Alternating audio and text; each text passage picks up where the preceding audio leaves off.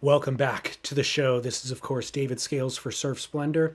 On YouTube, I'm trying to, rather than just publishing the raw edits, the raw conversations, which I have been doing for years, I'm going to put a little additional effort in, the same amount of effort that I put into the audio podcast by providing these introductions that provide context for the conversation that is about to take place.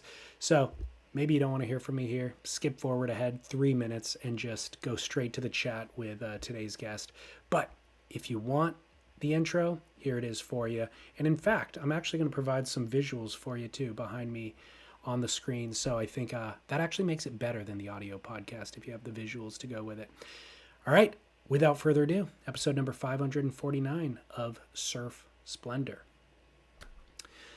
Byron Bay, Australia, native home to the Bundjalung people, is one of the great surf towns on the planet.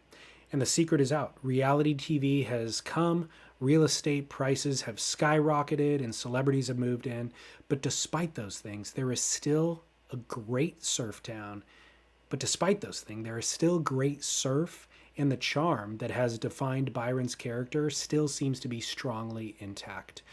And I believe that's because the nucleus of it all is the surf community. The surfing that's happening in the water is the nucleus.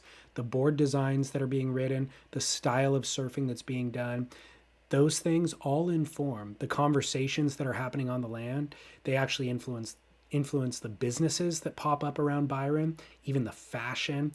And then beyond that, all of this becomes part of a greater conversation that's happening around the world. It's influencing myself. It's influencing the boards that I'm riding. I've ordered boards from shapers in Byron, but then I've actually asked my California shapers to incorporate some of those design details into these boards. So it is impossible to tease apart the influence that Byron has on the greater surf world at large. But unless you're physically in Byron, 100% of what you see is through the lens or the edit of a photographer or filmmaker. And no one, in my awareness, has so accurately reflected the beauty and the essence of Byron as today's guest. He's made a number of films, both short and feature length, including some travel logs abroad. But it really seems to me that as great as Byron is, it is lucky to have Nathan Oldfield as an occasional documenter of its environs. He's a product of it and also a loyal admirer, so it makes perfect sense that the films would be this beautiful. But we'll get into all of that very shortly.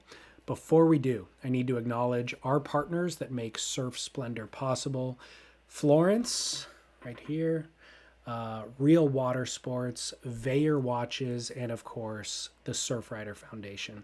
So Real Water Sports, they are your retail resource for any of your water sport needs. They actually just launched a spring sale. So if you're watching this video anytime soon, go to realwatersports.com to benefit from over $500 off surfboards, board bags at discounts, all sorts of stuff. Check it out at realwatersports.com. Veyer Watches is now outfitting the entire North Shore Lifeguard Association, which is incredible. I will save you 15% on a Veyer watch by going through veyerwatches.com/surfsplendor. And then, of course, Florence Marine X. Florence gear in and out of the water has become the benchmark of quality, performance, durability, from board shorts to UV protected rash guards to outerwear for the snow and the rain. We will save you 20%. I'm the only person I know who can get you a discount at Florence. 20% off for listeners only. You can find that promo code at florencemarinex.com/surf. Go get that. And then lastly, but very importantly, the Surfrider Foundation. I'm actually producing an episode right now about the dirtiest beach in America, where residents are actually regularly hospitalized due to the pollution. It's not just in the water. The beaches have actually been closed for years, believe it or not. But a lot of that pollution has now gotten into the air and people are having respiratory problems.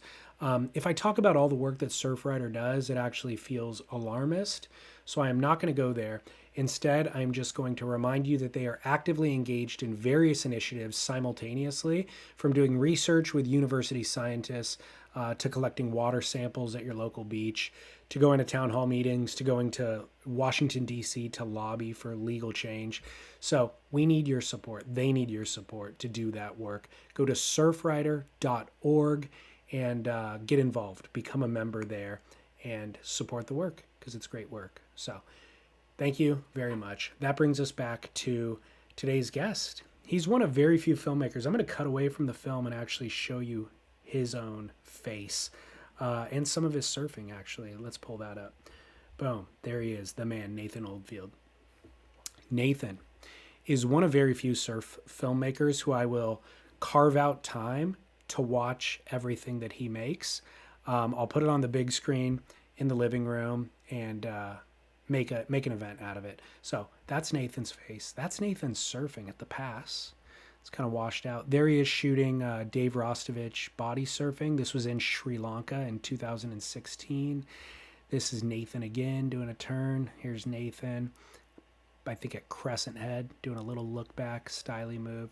There's a sponsor link. But anyways, Nathan Oldfield, friends, here he is. My name is David Scales for Surf Splendor, and I hope that you enjoy episode number 549 of Surf Splendor with Nathan Oldfield. Surf Splendor. I started out by saying, I feel like I know you. Mm. And obviously you listen to me, so you feel like you know me. But there's a lot of filmmakers who I don't feel like I know their personality through their films. Your films, I feel like your sensibility is probably infused into them. I could be wrong. I'd be shocked if at the end of this conversation I find out that you're high energy and frenetic. Yeah. But I do No, feel I've never like been blamed, never been accused of being high energy. okay, cool. So I am correct then to feel like I know you through the style of films that you make. Yeah, I think so. I think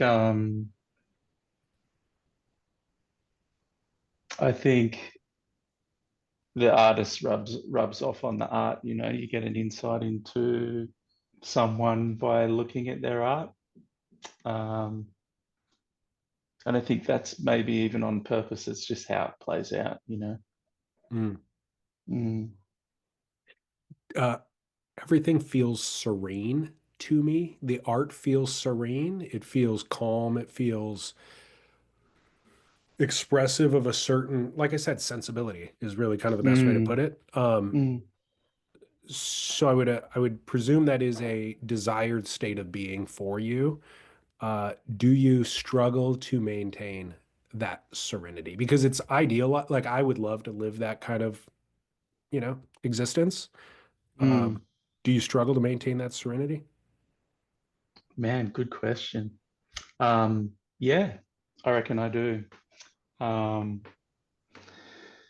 I've I've kind of had this lifelong companion called Melancholy.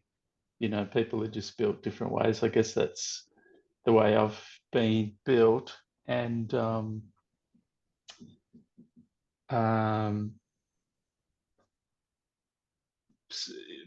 peace of mind is something that's real high priority for me.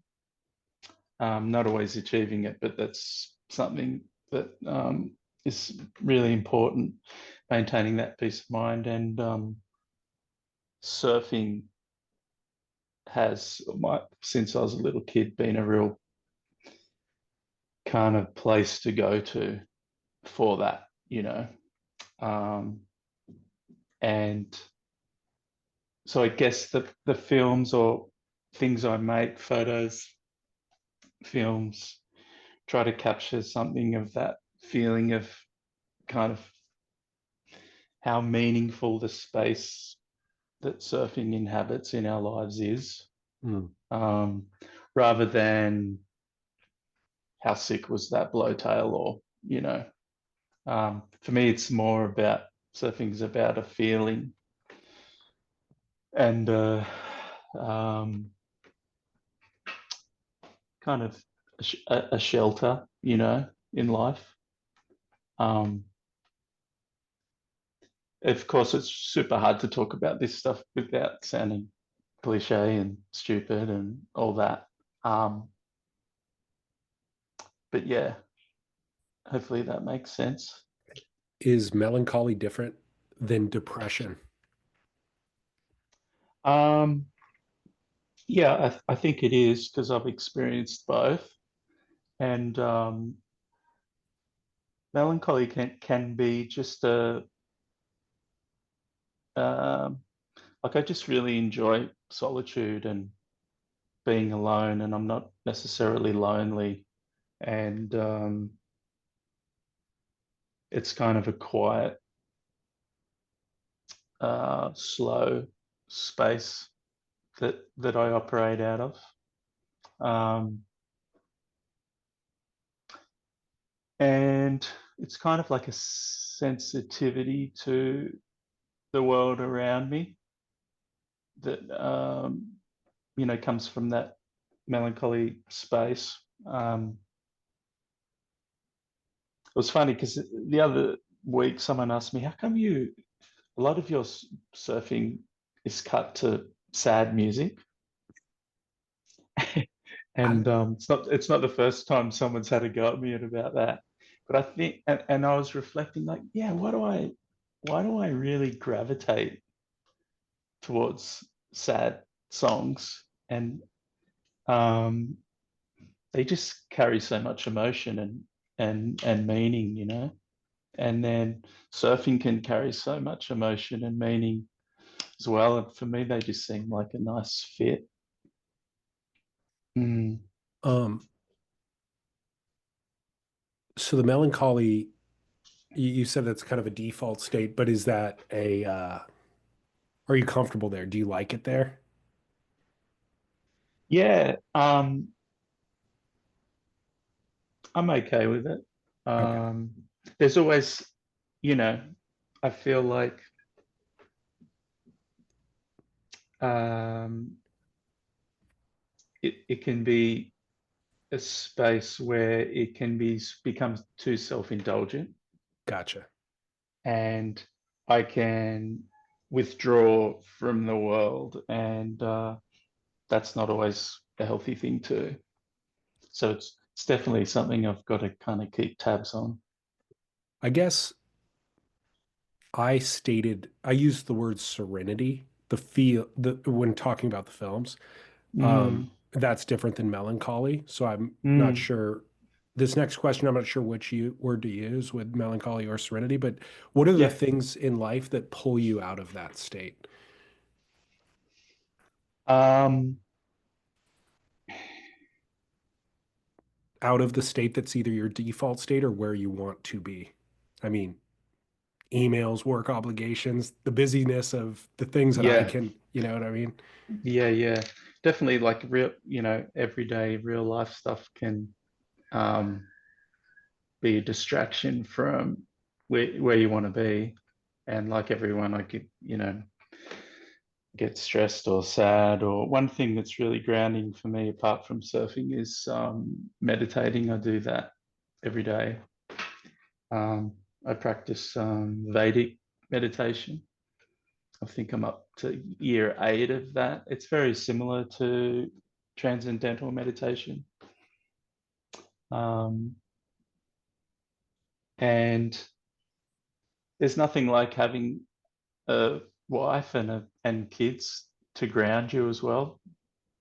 Um, and I've been a husband for more than half my life. And I've been a dad, like my baby just turned 21. Our firstborn turned 21 a couple of weeks ago. So been a dad for a long time and a husband for a long time, and that's grounding's kind of not even the right word. It's who you are, and it's the priority, and um, it's everything I've ever wanted. Yeah. Yeah. Do you get emails on your phone? Mm-hmm. Oh, you do? Okay. Well, I only ask you that because I sent an email, but um, you're in Australia, I'm in the Yeah. US. And so there's a time difference, and we were communicating about time difference, and daylight savings set in after we scheduled this podcast. And so I realized there was a time discrepancy, and I emailed you an hour or two before we recorded, being like, hey, which actual time are we doing it on? And you didn't respond until last minute. And I go, he seems like a guy who doesn't get emails on his phone. Yeah, And no, I got it. I hope to goodness he doesn't, because that's the Yeah, lifestyle I want to live. I know, right? Yeah, no, I get emails on my phone. I didn't answer because I was surfing. Okay, good. Um, Also a great choice. yeah, yeah, the phone. Um, Everyone hates them, huh? dude, yes. Short answer, yes. I guess the follow-up question is, can you design a life without it? And potentially, yes. I need to really consider that. Um, Mm, moving kind of on slightly, yeah. I've heard you say that, quote, you want to make beautiful things. Question to you is, do you feel like you've achieved that goal? Hmm. It's a good question. I don't really, it's, you know, um, it's not really my call because it's funny when, say, you make films, um, or photographs or poems or songs.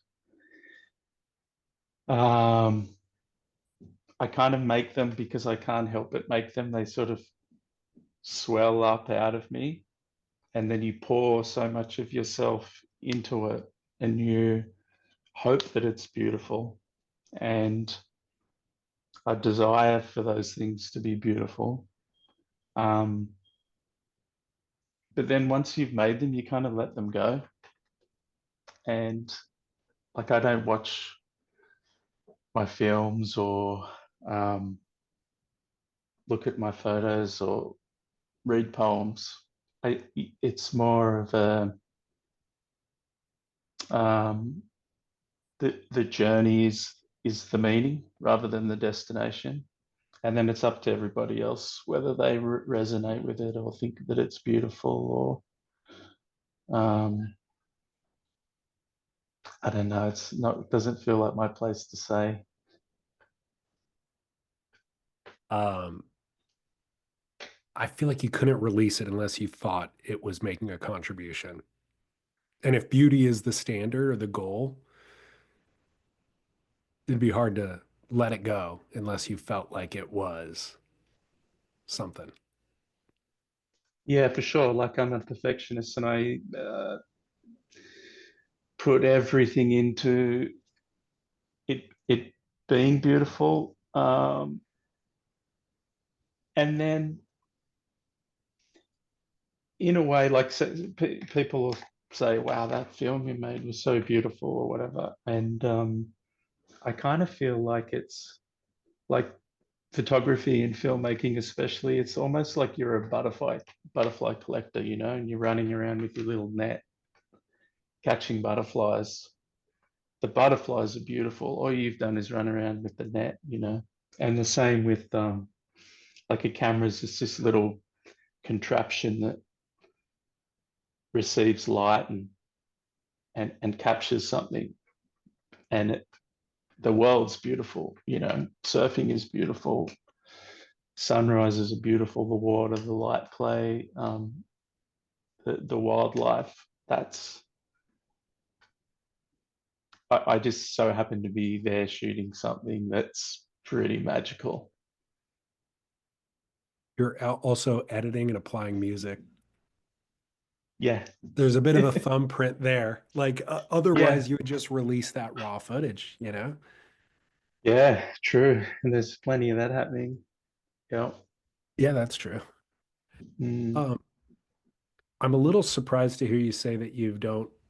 I guess I could understand not looking at a film after you've released it, also because you spend so much time in the editing process, watching and mm, rewatching, that you're kind of just probably done with it at a certain point. yeah. You don't need to go back. But Yeah. you don't look at a photograph that you took, or you don't. the point of taking a photograph is ultimately to showcase it, and I would think that you would just be exposed to it and look at it, or you don't read a poem that you've written. Yeah, look, they come across my path, and and it's especially when it's years later. Say if it's a film, like you say, you're so invested with it, you spent so much time with it, and there's this beautiful feeling when you actually get to let it go. And I really, that's kind of the my favorite part of filmmaking is that kind of shedding the skin feeling. Um, but it can be nice if you watch them too soon, you're just constantly picking them apart and re-editing them and like, why did I pick that song? And that was a weird cut, and why didn't I do this? But then it can be nice to look at something that's like 10 years old, and it's at that point it just becomes a time capsule, you know. Yeah. Like, huh, I was into that song at the time, and wow, look how young my friend looks, and you have a nice sort of nostalgia about it. Right. Um, yeah, but it's funny making a film is sometimes you question like why do you do it? Because so many steps of the process can be kind of quite angst ridden, you know. Um, it can sometimes be torturous being on the beach or swimming, watching friends surf, and you're like, I need some. And then, but when it's really good quality surfing, really good light, I really love that part of the process. And then you bring it all home, you start combing through the footage, looking for music. You have this incredible kind of there's this French expression, and I can't speak French, but they call it blank page anxiety or white page anxiety, where so you're full of all this angst at the beginning, like what am I going to do with all these clips, and every part of the process can be quite. Uh, it might come out serene, but it's not all serene. The editing, and yeah, so sometimes I wonder, kind of like, why am I doing this again? Which was the part that I love. Um, but the letting go is the really beautiful feeling. It's almost Okay. like, like kicking out of a well-ridden wave. Hmm. Sometimes it's the kick out. And, when you kick out, it's real clean and steezy and kind of effortless. And it's like, and then you let it go. And then Yeah. the really good waves, it was good because the electricity's popping out the back of your spine, but you're not quite sure what happened or what you did. Those really crazy fast waves. And um, I love that kick out feeling. And it definitely applies with filmmaking. The kick out feeling in the ones that you don't remember, there's a larger percentage of me that just wants the next one. Yeah. Like if I can remember it and like rest into that, it's almost like, okay, time to go in, I guess. I got my good one, I'm out of here.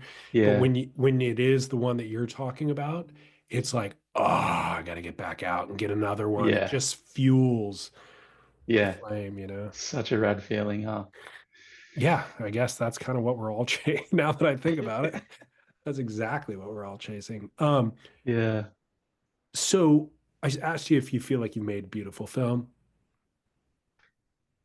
The other, just you hearing you say that is, I'm also maybe throw the word beautiful out because that comes with a certain self assessment. But when you look back at the body of work, do you feel good about the body of work? Because you're putting in exactly what you just said, all this energy, and then you put it out there. Do you feel good about the body of work at this point? Um, yes and no, I guess. And I think anyone who makes something I don't know what it's like for other people making things, but there's always, you know, that surfer you didn't get to shoot with, or that day that didn't eventuate, or that day that was rad, but the light was flat. There's always the woulda, coulda, shoulda. Um, but I don't kind of spend too much space, in regret for Yeah, sure. yeah. Like I said, it's a lot of the time it's just a time capsule. Yep. If I did it today, I'd do it a little bit differently, but Yep. that's how I did it 10 years ago or 20 years ago. And, it is what it is. Yeah. Um, little bit about the business of filmmaking. I obviously went to university to study teaching, right? Mhm. How long have you been teaching? Um, 27 years. Consecutively throughout? Mm, So yeah. filmmaking is a side project. Yep. Yeah, it is. In that time, I've done a lot of, especially the last sort of 10, 12 years, I've done part-time teaching, casual teaching, or contracts, as well as filmmaking. And then I even had a crack a couple of times where it might be 10, 12 months where I didn't teach at all, and I was just trying to make a buck filmmaking, um, which is not easy. So yeah, it's pretty much always been a side hustle. We'll come back to the side hustle in a minute, but in regard to teaching, I don't know what the education system is like where you're at. Um, how much has it changed in the 20 plus years that you've been doing it? And do you love it? Do you still love it? Yeah, well, definitely in 27 years, schools have changed a lot. Um, Kids have changed a lot. The world's changed a lot. The profession has definitely changed. There's a lot more paperwork, risk assessments. Um, you've kind of got to you've got a program. You've got to show what you taught, how the lessons went, a reflection, the assessments. The paperwork's kind of got pretty out of control.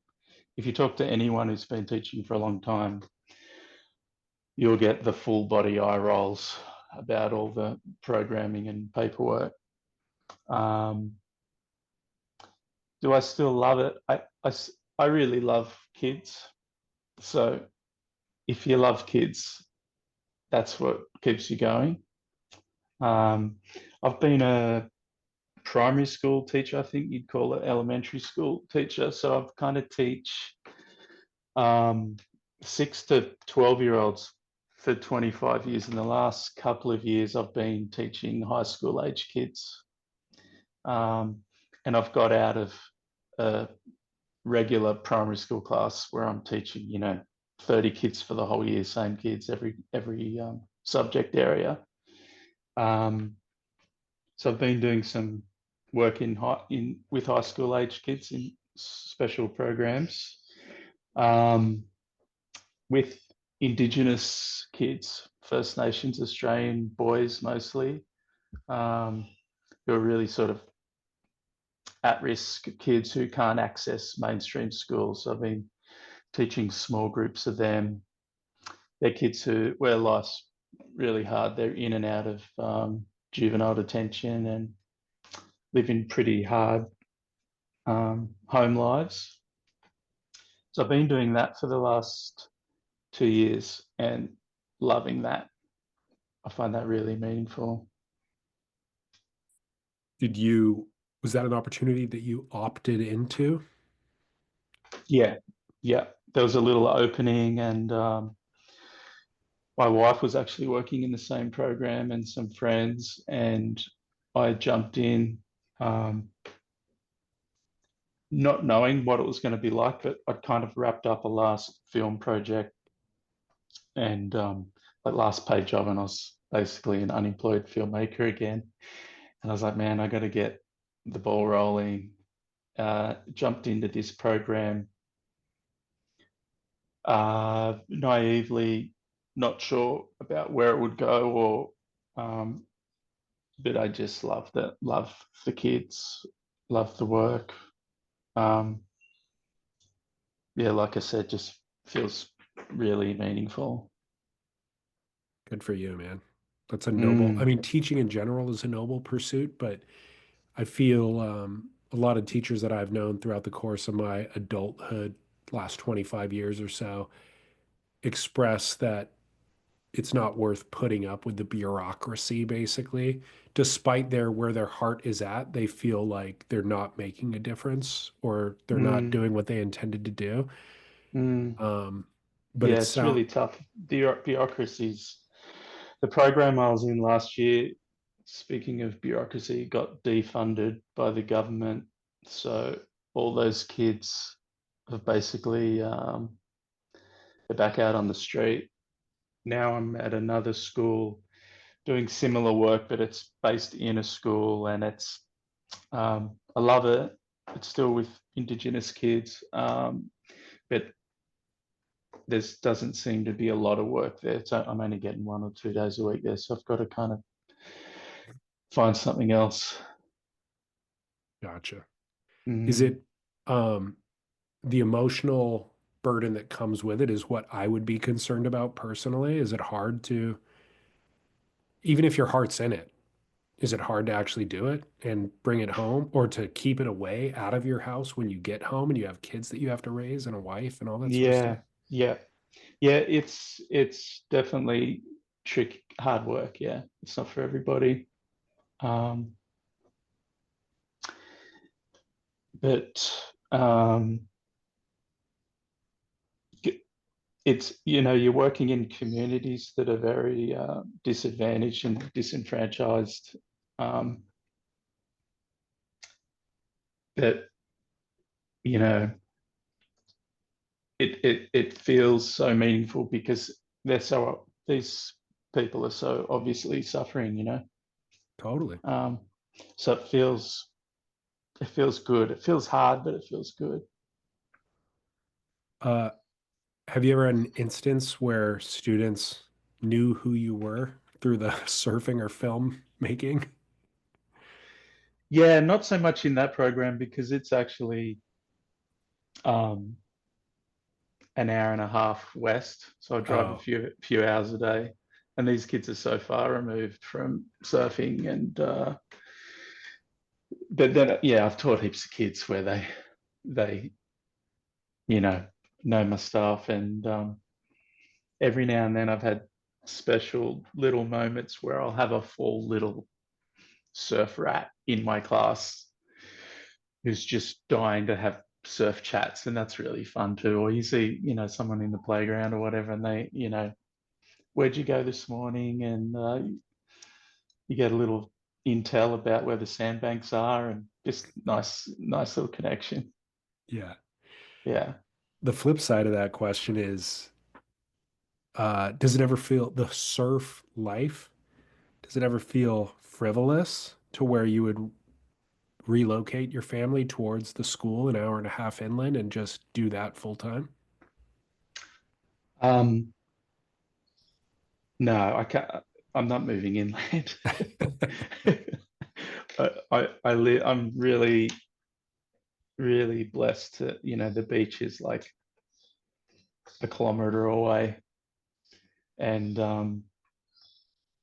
I just love it. I can hear the ocean at night, and uh, it's really important to me to be close. I wouldn't even necessarily need to be this close, but I love, when you get the little, it's like 40 minutes of light left and the wind switches and you can just pounce on it and get a late one in. And that I love that. Yeah, But it definitely last year doing the work, um, sometimes surfing could feel frivolous. Photos, filmmaking, like it didn't sort of carry as much weight as it maybe had done when I was younger. Just because of the nature of the work I was doing was sort of so in your face, and the needs were so obvious that yeah, surfing just felt like, it's just at the end of the day, it's just surfing. We're just playing. Yeah. Um, a lot of actually, at least where I live, just a lot of white people, middle class white people playing, you know. And then I was driving out into communities and seeing uh, nearly kind of like a third world level of um, poverty and dysfunction and disenchantment. Um, yeah.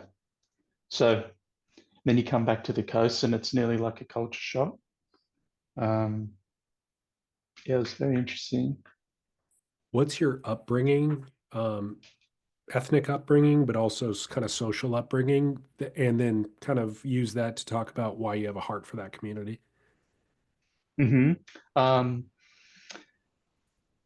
my mum is Spanish, and her father's Basque from a little village just outside of Bilbao, and her mum is um, culturally from Barcelona, but she actually had to relocate from Andalusia in the Spanish Civil War.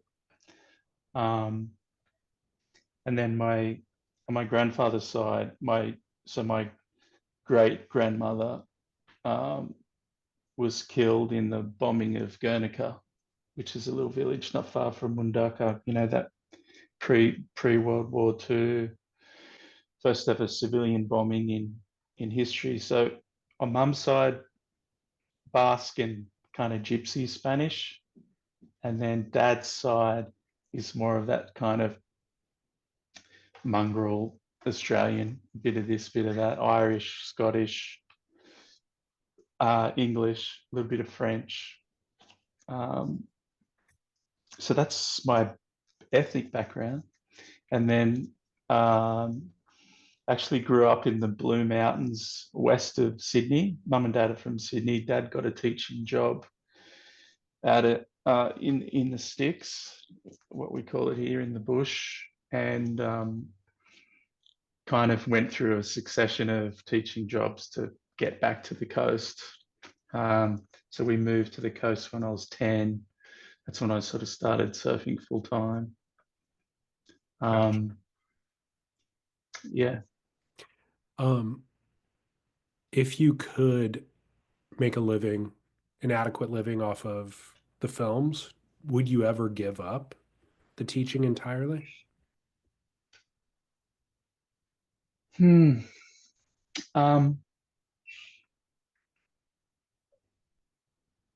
if you'd asked me that question probably a few years ago, I would have definitely jumped at it. Um, and now I'm not so sure. Yeah. Either way, I feel like, yeah, look, it'd be really nice to make a living out of surf films, but then I'd want to somehow be invested in Aboriginal communities and helping out somehow. Yeah, it Mm, sounds like it. mm. Um, in regard, so what is the business of filmmaking? I knew you were going to ask this. It's so funny because I know you've got such a business mind, and I just don't. And um, I've been in the business of making surf films for over 25 years, and I still don't know what I'm doing. Well, 25 years ago, there was a model. I just don't know what Mm, the model is anymore. And it seems like the mm, model that you implement is put a film on a streaming platform, charge people for it, mm. but I don't know a lot of people who pay for surf films. I know, right? Yeah, it's 25 years ago. It was even at the end of VHS, and then into DVDs. Yeah. And it was a pretty cool model. Like um, my wife was a stay-at-home mum for 12 years, and I was working full time as a teacher. In the school holidays, we'd all go away as a family. I'd meet up with the surfer, shoot, be editing that at night time during school term, build a section. Next school holidays, race off with the family, do some, find someone else to shoot. And it would take me, 2, 3 years to make a film, but um, then you could sell DVDs, and you'd order, boxes of DVDs sitting in your garage, and people would pay for them and email you their address, and you'd do little runs to the post office and sell DVDs. And you could, it definitely enabled us for my wife to stay home, not work. Um, and now that's all out the window. Yeah, like you say, you put it on a streaming platform, but everyone's so used to stuff for free, or it feels like it's for free on Netflix because it's all automatic payment or whatever. It's definitely a hard space to um, make a film when it's self-funded. Yeah. What do you think your filmmaking would look like if you could pursue it full time? Would it look any different than it looks currently? Um, I'd hope not, because, like, you know I don't want to make a film for Red Bull and do product placement and all that stuff. It's just not for me. So I hope that the product would kind of still have a just that kind of old school, independent authenticity. I really love Albie Falzon and Bruce Brown, Jack McCoy, that kind of one man band style thing where you would just shoot everything, shoot on land, jump in the water with the housing, shoot in the water, edit, um, distribute everything on your own. Yeah. And that's kind of, even if I was like cashed up, that's kind of how I'd still like to make films. I just think they have a different kind of feel to them than big productions. And then if I was cashed up, I think they would look a little bit different, just because I'd have more access to traveling and um, some different kind of destinations. It'd be fun to shoot. Mm, But it sounds like the structure of the film would still be the same and the what you're trying to express would still be the same.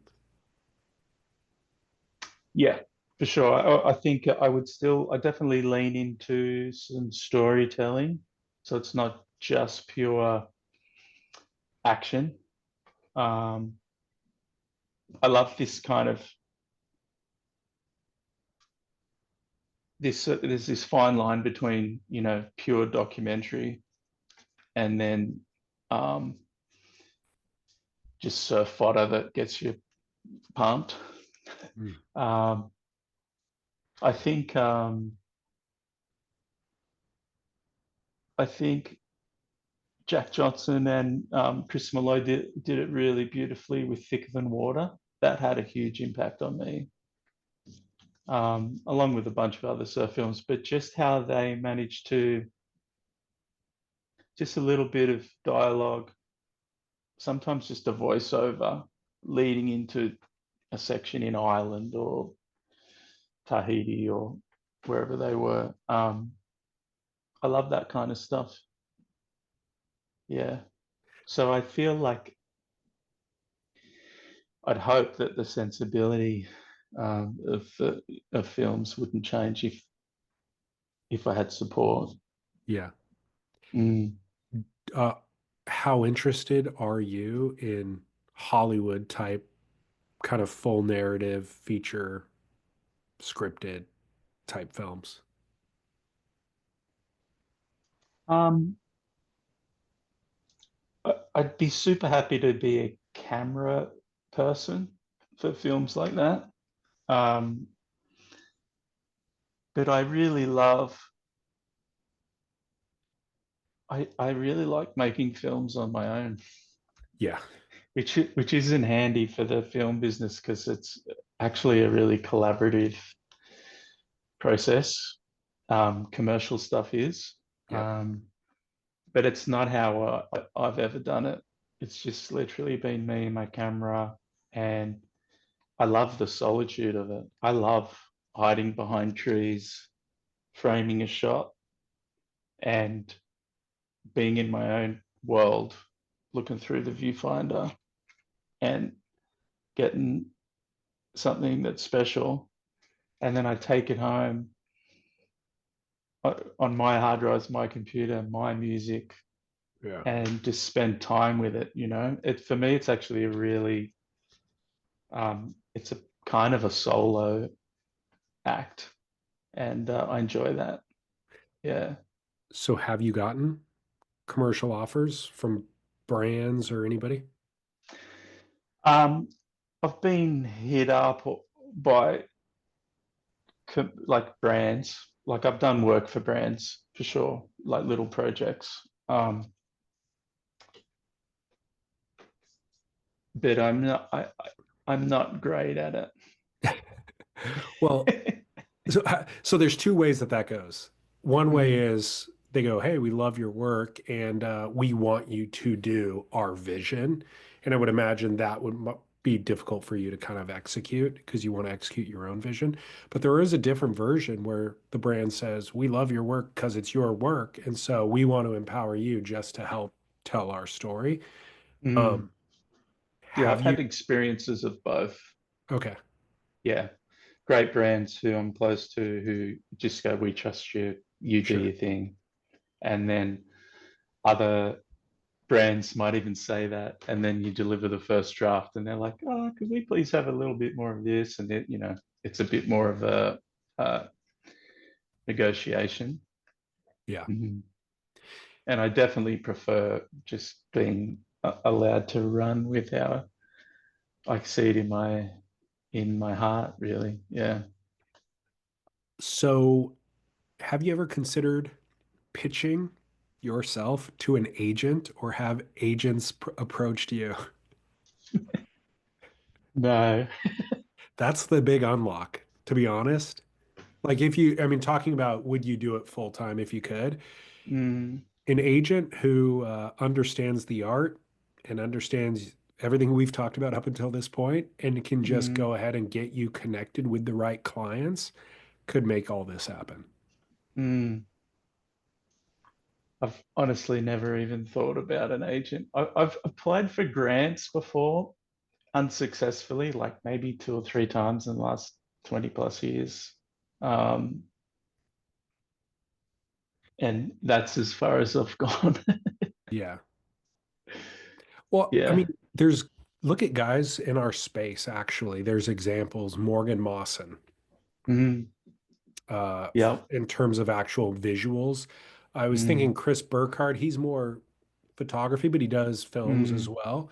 mm, They're doing work with a who's who of publicly traded companies who are paying. I mean, look, you can't make money in the surf industry. Well, even if the surf industry paid you, they're making 10x what the surf industry would pay you plus, you yeah. know what I mean? And then, Yeah. but I feel like also have not compromised the art Yeah. either. Yeah. Yeah.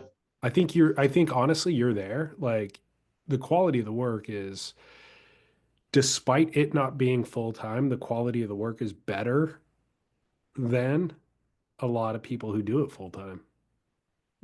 Oh, thank you. Yeah. Unfortunately, yeah, like I said, I'm not entrepreneurial or even very ambitious. I mean, And look, also, I do have uh, imposter syndrome. I'm do not you really? trained. Yeah, I'm not trained. Like, I'm self-taught. My camera's 10 years old at this point. I'm on a 5-year-old desktop computer with hard drives and cords all over the desk. I'm just kind of winging it. And I've always just been, it's like, just like that, but it's just like a backyard shaper, just winging That's all part of the sales pitch, man. it. The camera, it's a nostalgic look. He operates on his own terms. Um, okay, in addition to all of that, you're admittedly shy. Mm, How much of that has limited your career opportunities? Like, if you have, you want to execute a certain vision on a certain scale, like it's just the shyness I feel like that blocks because the old camera and the old computer is not the stop point actually. But you can, mm, I still like you can still I feel like you could still live in the shyness. You got the agent who needs to be the salesman. That's who you need. mm, That's the unlock here. mm, mm. I'll leave it there. Yeah, yeah. Um, I don't know, because when I've like I've done commercial work where like it'll be for a local business, it's got nothing to do with surfing, and I can make a commercial for them, and I just don't like it. Yeah, I okay. just love shooting surfing. Yeah. And then the surfing that I love shooting is quite niche. It's less niche now than it used to be. But I like sort of shooting things that are on the periphery, that are on the edge of things. So it's not where the money is, you know? Good. Mm. 20 minutes ago when you said, "Yeah, you're quite business minded," I was like, "No, I'm not. I feel like I'm not at Yes, you all." are. And yet, and then I just spent 20 minutes trying to talk you into growing your business. I've heard you do it before. I'm like, oh man, he's going to ask me what my business model is. I don't even know what that is. Whoops. Sorry. I That's don't okay. think that I am. I guess I'm just Yeah, wired that way. yeah, you are. And that's cool. Like, it's it's the way you've been made. I've done a terrible job at it. For somebody who's wired that way, not a great businessman, turns out. Um, so moving on, kind of from the business side of it, Mm. how'd you meet Dave Rastovich? Uh, about 20 years ago, through making surf films, through mutual friends. Um, and then, yeah, we've just become best mates. Mm, Um, what should people know about him? You know him on a personal level. I mm, feel like we got to know him pretty well through the electric acid surfboard test, but or not get to yeah, know him, but we got to know his sensibility, certainly. yeah, yeah. What I do thought they you did that really well, actually. Stab, you know, and it was also just getting to spend so much time with him and just have the camera rolling and um, his, everyone's sort of seen the activism and the beautiful, deeply beautiful kind of commitment that he has to um, causes that he believes in really strongly. But in a lot of that space, it's kind of serious business, or at least sincere business. And it was fun because he's really fun when you get to just hang and talk surf and surfboards and a geeky, super committed surfing life is really fun, really funny, lots of joy and lots of energy. And that came through really nicely, I thought. I thought so too. And Mm, he's a figure that we all want to know better. So mm, if you can think of it off the top of your head, is there anything that mm. you think people should know about him? Um, Gosh, it's when someone if it's someone you don't know really well, and someone who goes, "What's that guy like?" And you can kind of, it's really easy to go, "Oh, he's cool. Like he rides foils, or he's into old cars, or." And then when it's about someone, like if I asked you, what's your wife like? That's when you become lost for words because they're so dear to you. And I guess I'd say that about Dave. Um, it's hard to put into words. He's a beautiful person. Yeah. I I'm glad that you guys have fostered the relationship that you have, because he is somebody who we do want to get to know better, but also we just want to see his surfing. And his surfing works really well through your lens, and we get to see it more, you know, we get to see it more Mm, frequently because of it, I guess. mm, mm. So there's a ton of surfers who probably don't, I mean, I guess his nature or sensibility is that he wouldn't necessarily call a filmer to go shoot with to be able to provide us with that content. And so the Yeah, fact that you guys have the relationship that you have, and he trusts you enough, I would presume, to just yeah, like film it, you do what you want to do with it, and then I yeah, don't really care, yeah, means that us as the end users still get to see Dave surf, you know? yeah, yeah, yeah. He's very much like that. He's kind of camera shy in a way, and he just loves to do his own thing, sneak out for little, finds his little windows. His intel on this whole stretch of coast Mm. is really incredible. Even on onshore rainy afternoons, he'll go for a little drive or a walk and just suss out what sand's doing. Um, and yeah, so he's called the Yeti for a reason because he's hard to spot. And but luckily he he returns most of my calls or text messages. Yeah. We keep tabs on each other. Yeah. Um, what's your personal current relationship like with surfing? Um, it yeah, just love it. Yeah. How often are you surfing? Um, every day if I can. Okay. It's just work, and then before work, after work. Um, a lot is the answer. Yeah, I love it. Have you ever taken time off of it, or has it always been that way? Never voluntarily. I Okay. haven't taken time. About 15 years ago, I got my ear drilled out, surfer's ear, and I was out of the water for I think about 10 weeks. And then 18 months ago, I did my MCL and I was out for about 12 weeks. That's the longest ever in, you know, 40 plus years of surfing. And wasn't very good for the mental health space, not surfing. Totally. Yeah. Yeah. Um, and a great thing that came out of all of that last injury was just a daily stretching routine. And because I turned 50 last year, so um,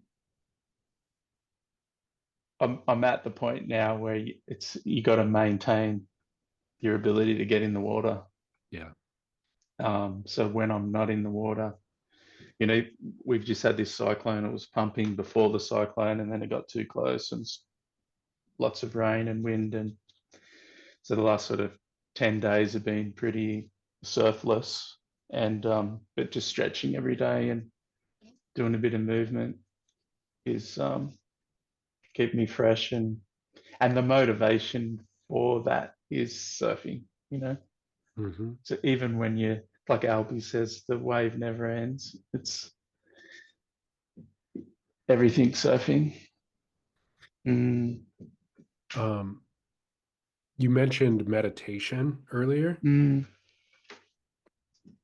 Two questions actually. What does that look like? for somebody who's not exposed or has no idea, like what does that look like? What's the benefit? And then the other question is just what else do you do other than stretching and meditation? Um, med- the meditation I do, Vedic meditation, doesn't look like a lot. I just sit in a lounge chair with your neck not supported so you don't fall asleep. So you sit upright. Otherwise, I would just fall asleep. And it's an eyes closed meditation using a mantra. And I just drop in and for 20 minutes twice a day, usually first thing in the morning, sometimes before a stretch, sometimes after a stretch. And then often, if I just get straight home from school before I do anything, um, get my afternoon one in. The benefits are I've been meditating for a long time, but this particular style of meditation's 8 years into that. And benefits are it's a beautiful way to sort of de-excite the mind and to kind of settle into the ground of who you truly are. And um, there's just that beautiful kind of stillness, that real deep down still part of you that is beyond what you do or or what you've achieved or anything like that. It's that the deep down you, the essence of you, and you get to kind of tap into that a couple of times a day, and um,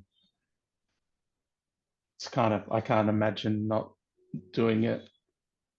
Um, yeah, How do you know when the 20 minutes is up? Do you set a timer? I used to, and now I don't, and because the timer can actually be quite jarring too if you're really Yeah, of course. in a deep place and your alarm goes off.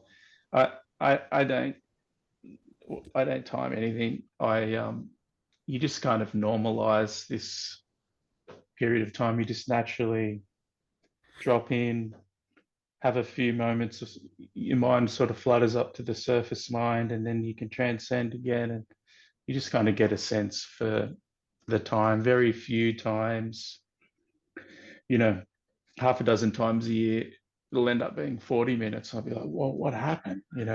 But Yeah. usually it's 20, 25. They just naturally come out. Okay. Mm, Very good. Yeah, the idea of staying grounded to your true sense of self is related to kind of where we opened this conversation when I was talking about serenity or whatever, where it's just easy to get preoccupied by life's demands and responsibilities. And I go periods of time where, I've just totally disconnected from my kind of core self. And mm, so incorporating a daily ritual, I have various daily rituals that are attempting to do a similar thing, but that definitely mm, appeals to me. yeah, Surfing is that, of course. yeah, yeah, yeah. It's really beautiful and it's really simple technique. And like I've tried a bunch of other stuff, and you know, um, back in the day using apps, and Yeah. you'd make your special little playlist of music, and sometimes you'd be spending 10 minutes on, oh no, not that song, no, not that song. Oh yeah, this song for today. And you'd be halfway, nah, I don't feeling that, And this is like, you can do it anywhere. I've done it on planes and trains and buses and cars. And um, it's, it's like this effortless technique where effortlessness is the whole point. And yeah, it's really nourishing. Love it. I feel like once you said the word app, That's now not the thing. That's just the opposite thing, That's Mm, adding to rather than, mm. So, and look, for some people, it can be really, there's plenty of apps out there that do sort of like a guided yeah, I've meditation. tried them. Yeah, they talk you through it, and that can be a really lovely place to start for people. Um, and and even if that's all you do, it's still wonderful, Yeah. I also think it's um, because not every meditation I have is like this deep, blissful, transcendental experience. Some of them are just busy, and you're thinking about the email you haven't answered, and you got to do the groceries, or real life stuff.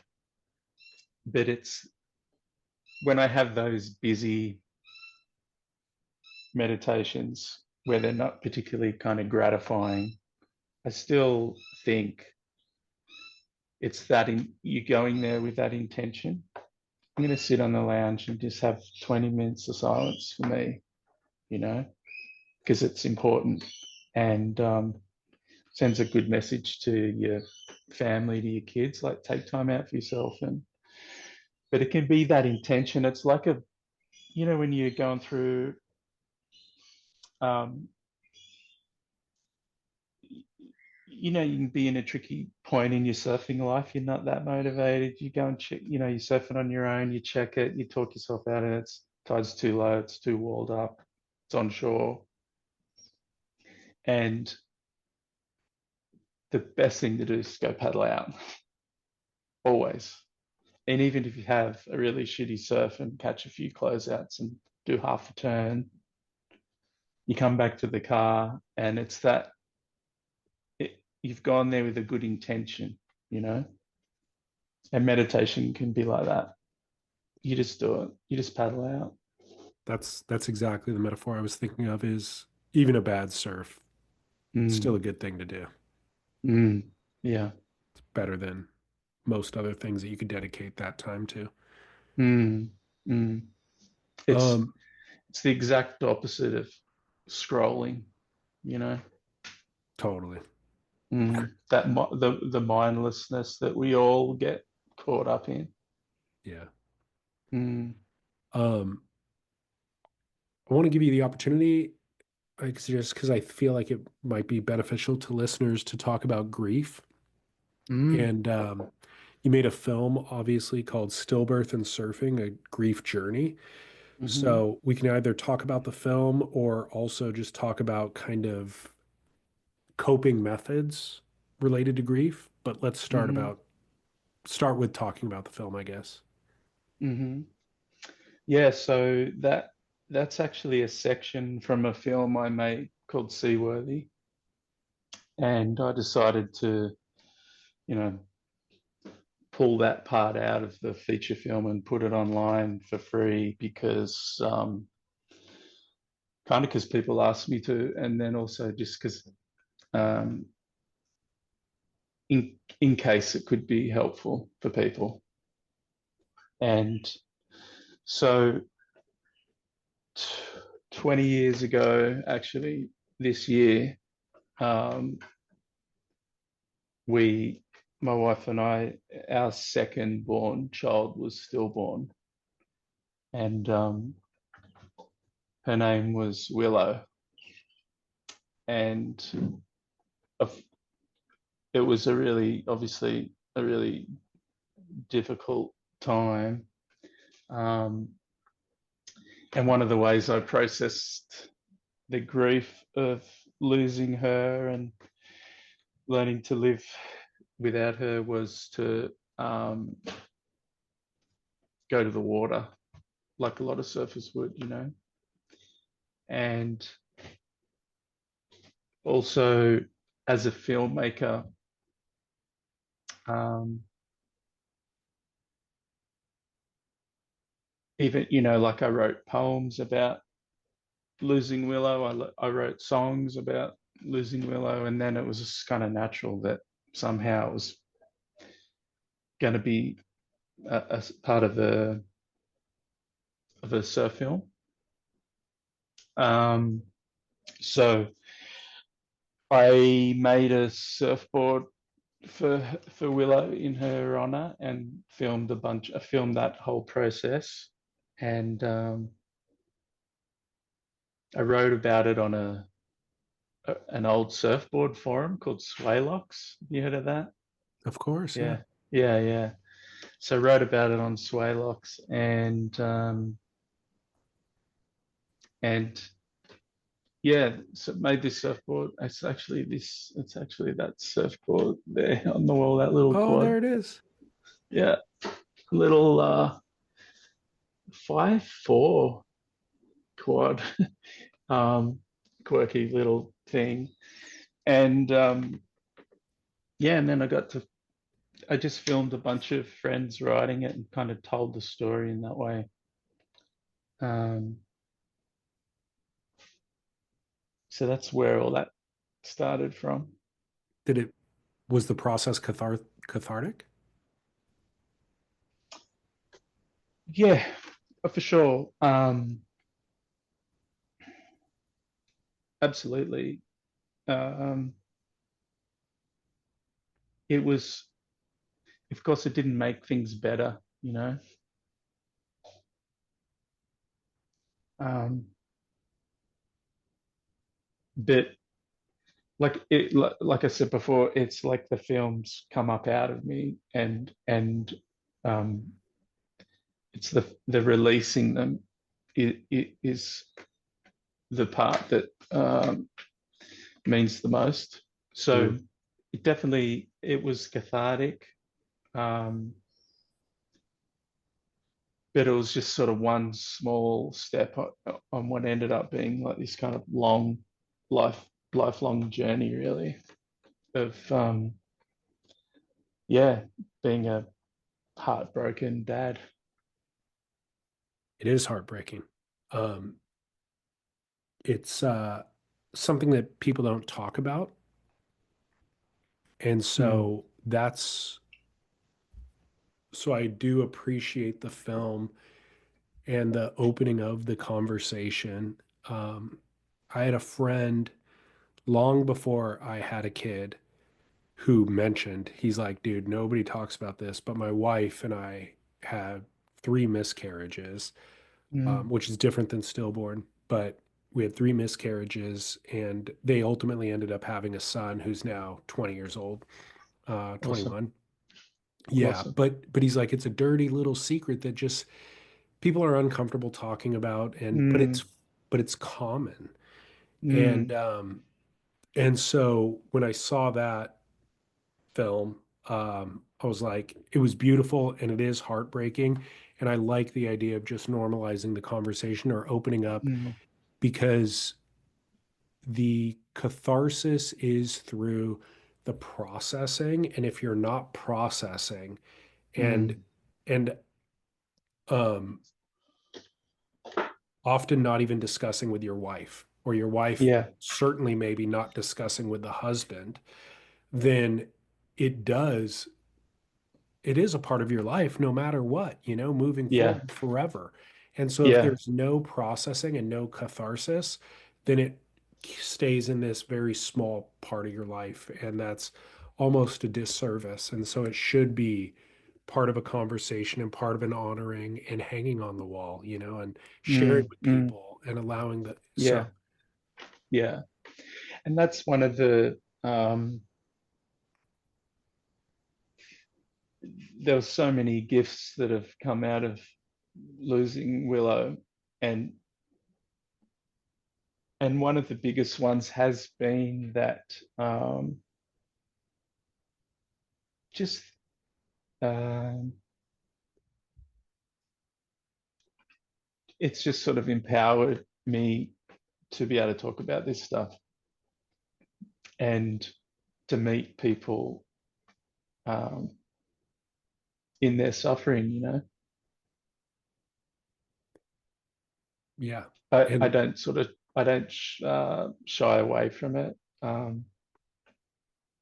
It but life's hard. Everyone goes through their traumas whether they're with a capital T or all those the smaller traumas of life, the lowercase t, but um, it's part of being human, and um, it's definitely something that we've just got to talk about. What we need to give voice to our suffering. It's really important. You know it better than I do because of your line of work. You're exposed to it. Mm, I minimize my own traumas because I see so much good or privilege that I have just with surfing alone, as an yeah, yeah. outlet. Uh, but there's people who don't have that. And when not able to process, it's going to come out, and it comes out in violence, it comes out in anger, it comes out in acting out. And so you being able to do exactly what you said, work with that community and connect with them on that level is a escape valve for a lot of it, for a lot of people, I think. Mm, mm, yeah. So good on you And for I addressing guess it. thank you, thank you. I also, for me, films,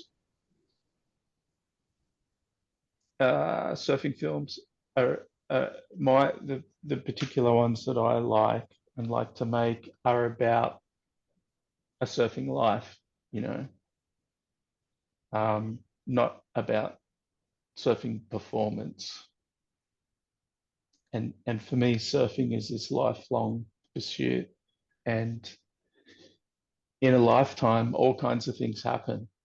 So I think I like surf films that celebrate, you know, a shot of a kid popping up on their first wave. And then I love working with surfers who are 20 or 30 years older than me.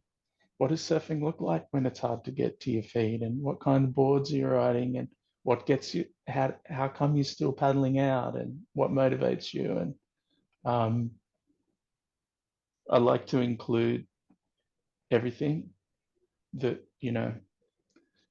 um, and that necessarily that it's going to include some sad stories. Of course. Mm. I think even just thinking out loud now while I'm talking to you, Chris Malloy's film Shelter.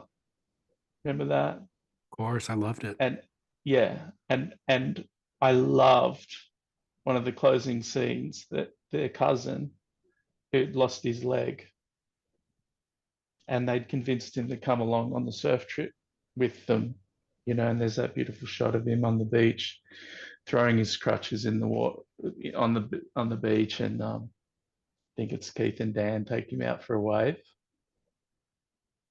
And I remember watching that. Like, this is a long time ago, maybe a good, maybe 25 years ago, Hmm. and just thinking that's cool. Never seen that kind of stuff in a surf film. Hmm. I don't just want them to be dreamy, sugary, sweet, um, kind of falsified visions of reality. I want them to be real and authentic. Mm. Yeah. Yeah. Do you still love Byron? It's a good question. I do. Um, I've been here long enough to sort of to see it change. Like everywhere, though, I go anywhere and I'm like, man, this place has changed. But definitely where I live has changed. Um, I, like everybody, kind of, the whole post-COVID wave of vowels, as you and Chaz would call them, vulnerable adult learners. It's wild. It's such an explosion. They're everywhere, and uh, there's this tension between celebrating that, like It's beautiful. These people have discovered surfing. Better late than never, and good on them. I discovered it. I was blessed to discover it when I was a little kid, thanks to my dad. And now these people have found it. There's all that, and then there's the tension between that and being the guy who's been doing it for 40 years ago. It wasn't like this 40 years ago, you know? Yeah. Mm. Um, I can still every day go and find an empty wave to surf. It's just not going to be as good quality as, you know, the points. And I do that a lot. I just go to back beaches and surf closeouts all on my own Me too. because I love surfing on my own. Um, but I guess you just got to keep reminding yourself that it's my home, but it's not just my home. It's everyone else's home too.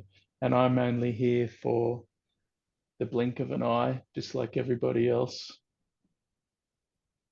And as soon as you let that sense of entitlement go, if you there's nothing worse when you paddle out with that entitlement vibe going on in your head. You know, I get, Yeah. I deserve some of these, man. It's my time to shine. That kind of stuff. But if you can paddle out, like my boy's nearly 16 and he surfs, and just have little pep talks with him on the way to the beach because I know how crowded it's going to be, and it's really hard to be a kid here in the middle of this crowd. And just keep telling him you're not going to get one staying at home in the lounge room, so you just paddle out, see what happens, and you just don't expect to get a set wave. And if you can just let that expectation go and just paddle out with gratitude instead, you're good, you know. Um, and that's not like I'm not some kind of Zen master who's arrived. I have these conversations every day. Yeah. Yeah. Um, hmm. And and I being 50, I'm just really wary of. I don't want to turn into the old grumpy guy. I do not want to be that guy. There's so many of them. It's too easy. It's like the default. So it takes, like I was saying before, like intention and um, and like heart space. You know, you've got to get into the water with your heart in the right place. Yeah. That kind of cool mind, warm heart, paddle out. Good advice. Mm. Um, can you think of the best surfing that you've ever seen? Hmm. I'm terrible at these questions because I don't like to have favorites and leave people out. And um,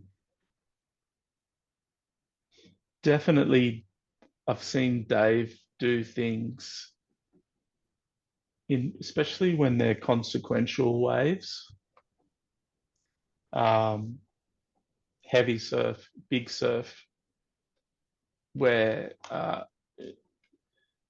it's just your mind's blown. That happens a lot. Um, but I don't know if what is best surfing. I remember one time shooting with John Peck, and he at the time he was early 70s, maybe, which 10 years ago I thought was quite old, but it's actually only 20 years off for me. And anyway, he swung. He's such a beautiful spirit and wonderful energy and everything. He's knee paddling past me, and then this little thing, a little shifty beach break, and this thing popped up, and he swung at the last minute, stroked in, and it kind of cupped out on him, and he didn't actually get to his feet.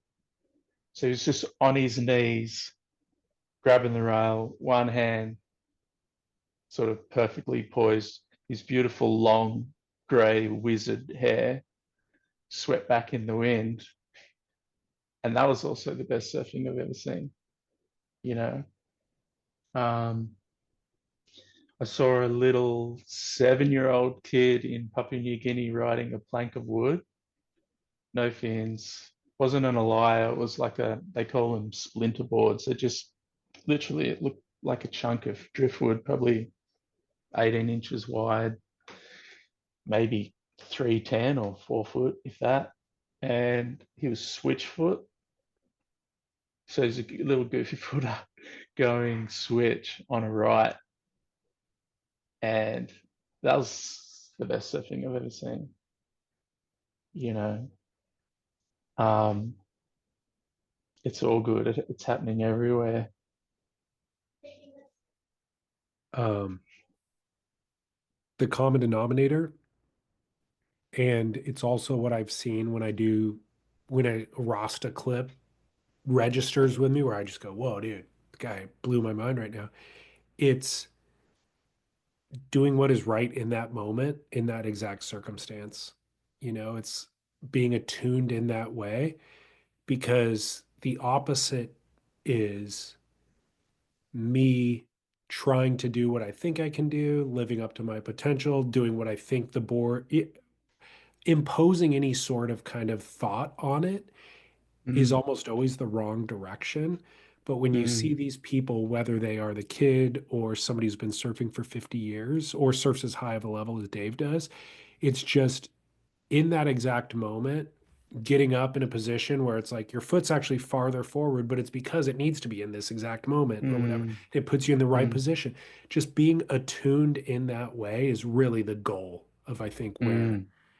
when I see stuff like that, it's like, oh, that's it. That's what I need to make sure I'm tapped into with whatever Yeah, board I'm riding in that exact position. yeah, yeah. It's funny, like I've been like trying to perfect turns and things for 40 years. Right. And so, and some of the best moments are just it's the trim in between, Totally. because yeah, I call those moments like breathing room, and you're coming out of a bottom hand turn and you just climb before the high line. It's like the climb. Yeah. And from the beach, it doesn't look like anything. It's not the moment that people necessarily photograph or film, but it's that old adage, music happens between the notes. So that's the magic.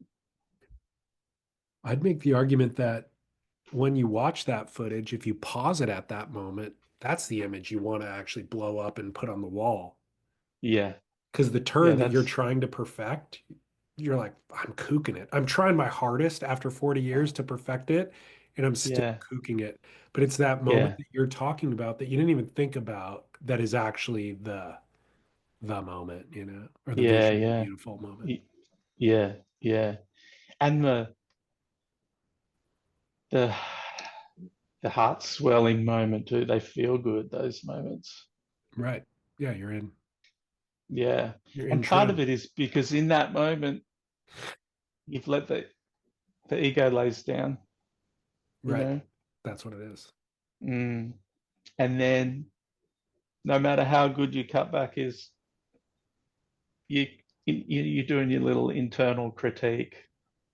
You're like, oh man, I think I waved my hands around too much, or you know, I didn't come out of it with speed, or you're critiquing it, but you never critique trim. You just Mm, trim. You're just there, and yeah. that's when it just feels like dancing. Yeah. Yeah. Um, who's Can you think of any filmmakers who you love, appreciate, admire, look forward to, that sort of thing? Yeah, look, there's so many. Albie, he's a good friend. Uh, Morning the Earth for me was so influential for how I'd like to make films and how I would love surfing to look, my own surfing to look.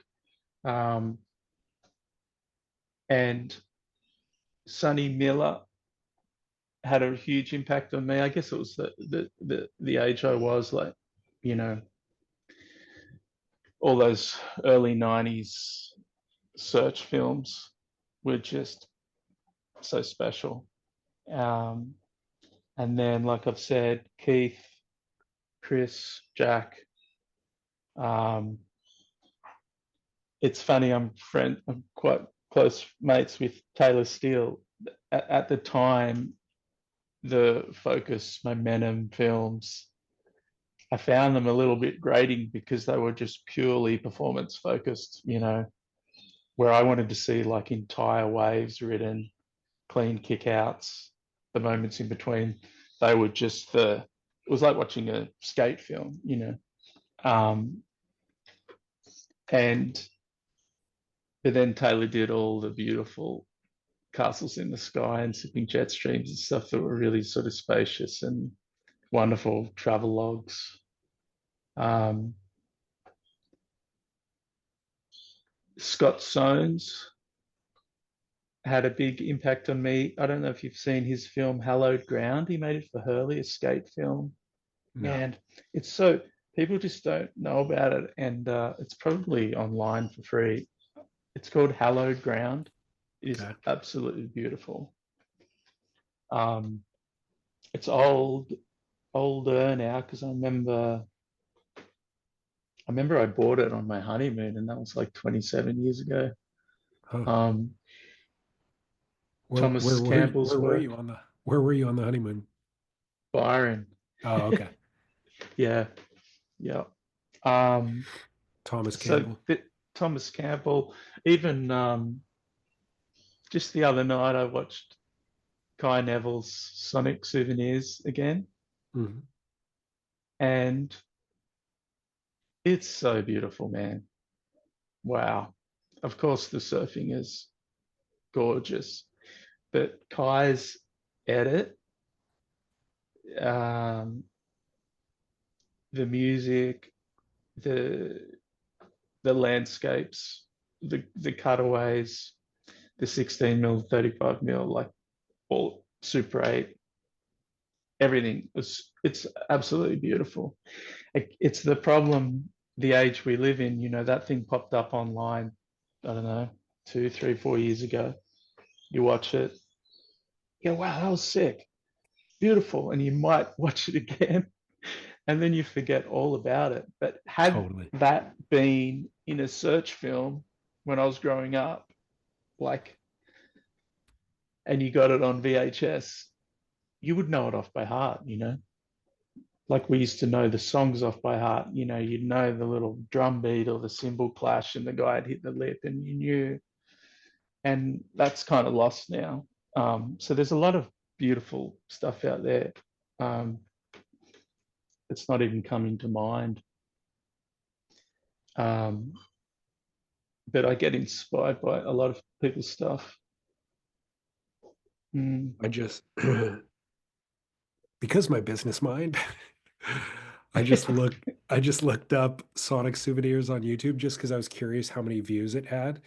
mm, It has 770,000 views because mm, I run that metric in my mind too, where I'm like, it all falls into the white noise void mm, and it doesn't have the impact that it would have when searching for Tom Curran did what it did, let's say. mm, But did searching for Tom Curran get a million views? I mean, this is nearing a million, like how many mm, eyeballs did it actually access? mm, Um, Sonic Souvenirs, 770,000 views is a tremendous number. mm, And I guess the question then becomes, well, what impact did it have? Or did those people actually pay attention when they were watching? They probably watched it on their phone or whatever. So there's mm, additional conversations to have. But I'm I start to feel like the old man talking about yesteryear was better when I say that that was insubstantial. The 770 is insubstantial because it wasn't in the same format that I appreciated it in, you know. Mm, Maybe it mm, did. Maybe it did get mm, appreciated. mm.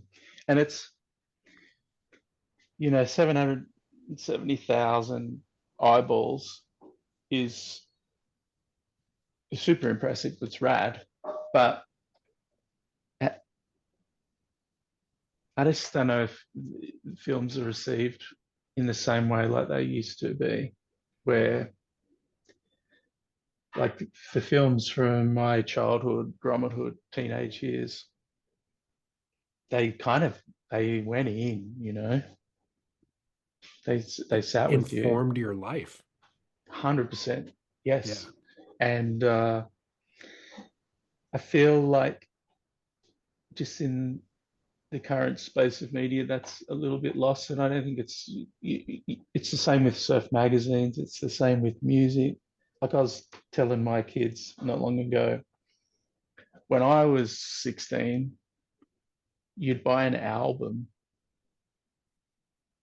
it would be a CD, and they cost $40. You might get it imported from the States, Oh, and wow. it might cost $40 or $50, and you'd wait 8 weeks for it to turn up. And you'd only bought it off one single that you'd heard off the radio. And like, wow, this sounds sick. I want to check this out. And you'd get the CD, and then you'd make it work because it's all you had. It was an investment. And it was an investment. And I would buy maybe, if I was lucky, maybe like 6 albums a year, and you would make it work. And you'd get it off the CD on D cassette tape for when you're driving for a surf, and it so then it inhabited this space of time in your life for months on end, and that just kind of doesn't happen now with music. You're like, it's just everything is at the tip of at your fingertips, and you don't dive as deep with stuff nowadays. And there's something that seems a little bit unfortunate about that. Uh, it's unfortunate because they are diving as deep, but it's scrolling Instagram. And Mm, so the medium is different, and I feel like a little less thoughtful, or who is behind the thought is a it's a billionaire conglomerate who is yeah, monetizing their thoughts and selling their information. And so that's the whole different yeah, conversation and problem with it. yeah. I know, and it's weird when I remember when Instagram kind of started. It was the little platform you used to showcase the actual thing that you were making, a feature film or whatever. And now it feels like Instagram's become the thing, Exactly. and participating in it sort of feels increasingly uncomfortable. Even Totally. like it gets you the eyeballs, but then like I posted a clip of Dave body surfing, and it got 1.5 million eyeballs on it. And then you can go into the little stats, and it adds up to something like, I don't know, 500, 600 days of watch time, you know? And then I'm like, oh man, I'm part of the problem of people. Like I've taken 500 or 600 days away from people. And it's, yeah, I just I feel more and more uncomfortable about how it's getting used, how I'm using it, and where it's all headed. I do too. I Mm, don't have advice nor a solution, mm, but I feel the exact same conundrum, which is why I spent time asking you about meditation, you know, yeah. and the other stuff, because that's really where I personally want to focus my time and Mm, share with people. yeah, Um, that's good.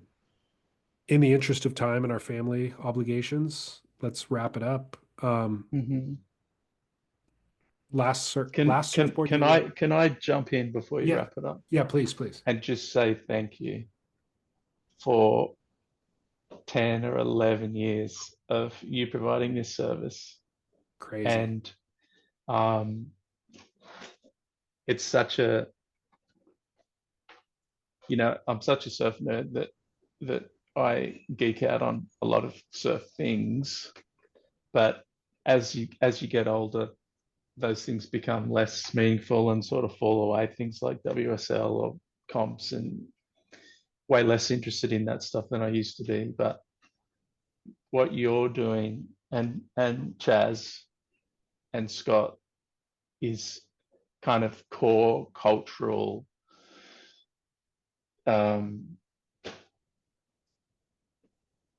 work, and I just think it's rad. And you've been doing it for a really long time now, and it you deserve all the success that you seem to be getting.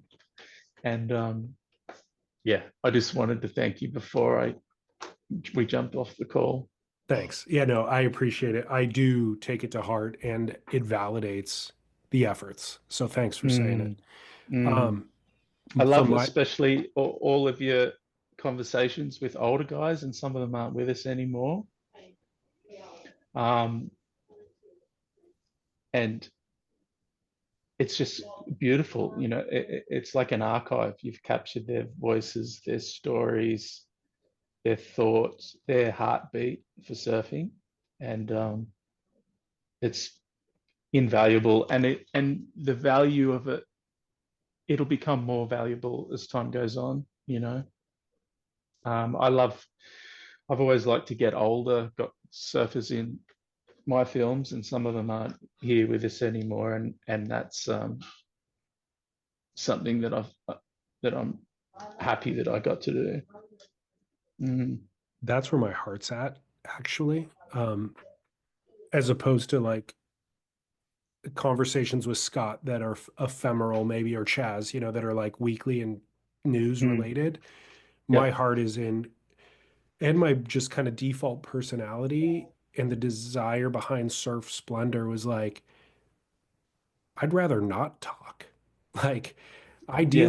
ideally, it's with Dick Metz, and I say one prompt, and then he talks for 2 hours, and I don't It's talk. amazing.